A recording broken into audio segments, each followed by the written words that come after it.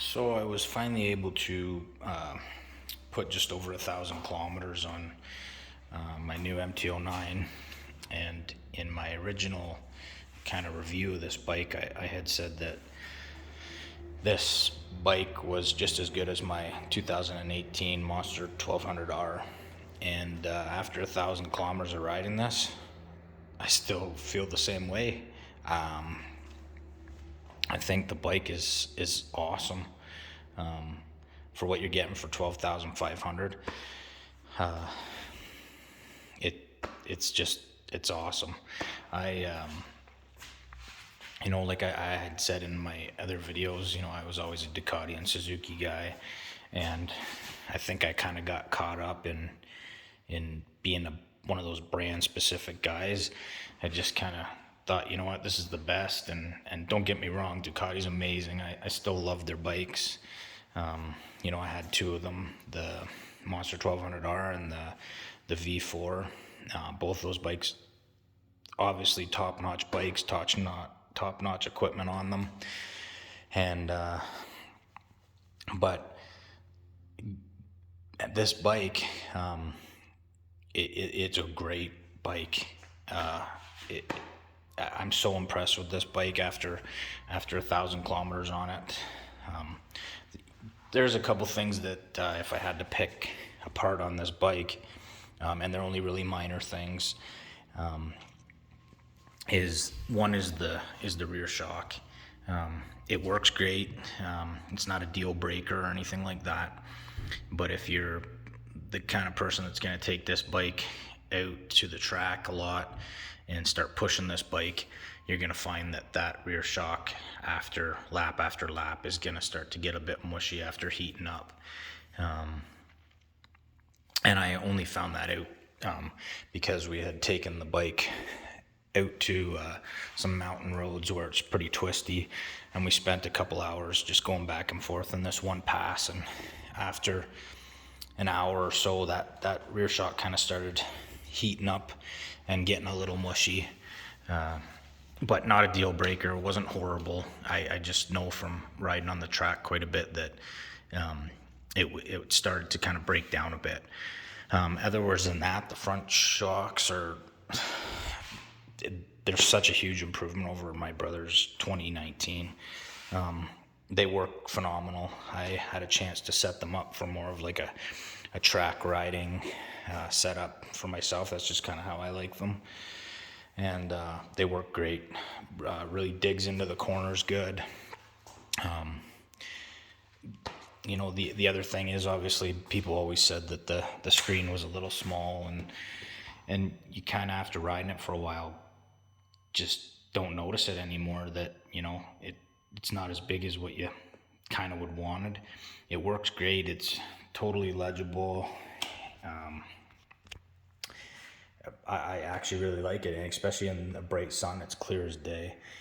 I did change out the reservoirs to Rizoma ones, and just aesthetically, for aesthetic reasons, that big white plastic thing wasn't really doing anything for me.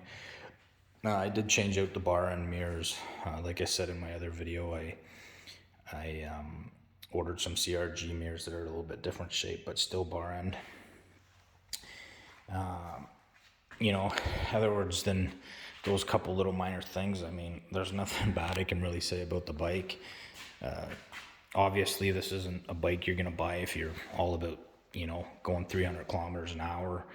The top end on this bike, tested out now on a track, 244 maybe, hitting it kind of back and forth, 243, 244, and let me tell you, it takes a bit to get there.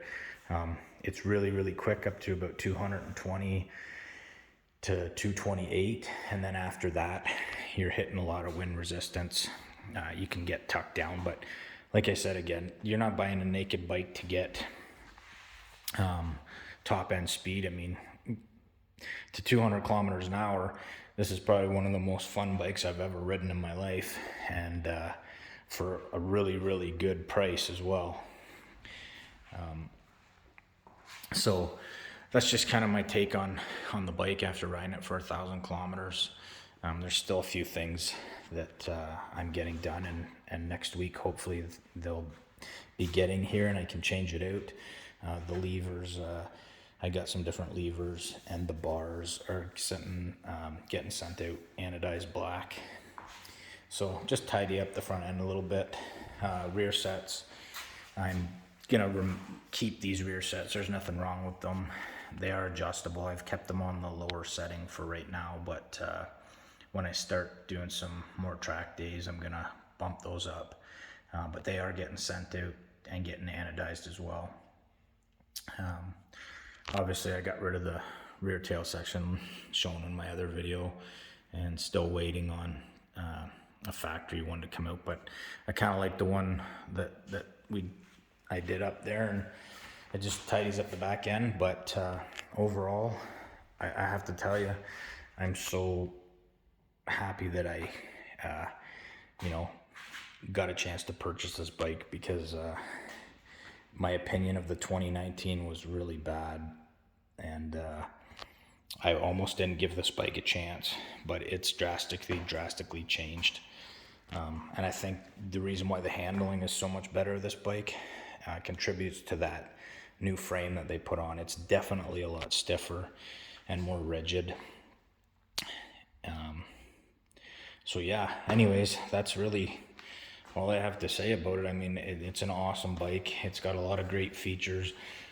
Again, the quick shifter is just phenomenal. It really works well. And after riding my Monster 1200R, like I said before, these and actually putting on enough Ks now to really compare it, it's just as good as that bike.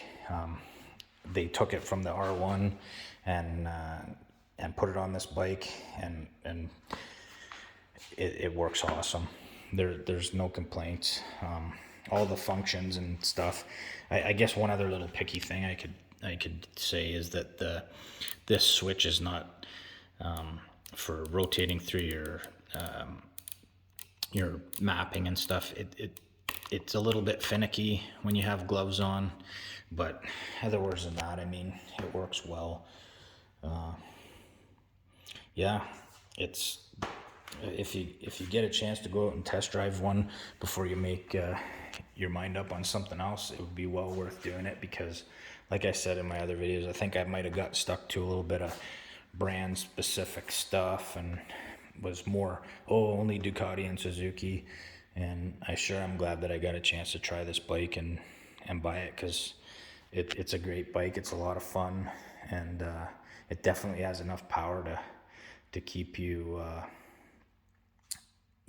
in this range without having to go out and buy a super sport like my V4. So anyways, yeah, that's it. And so that's my 1,000 kilometer review on the bike.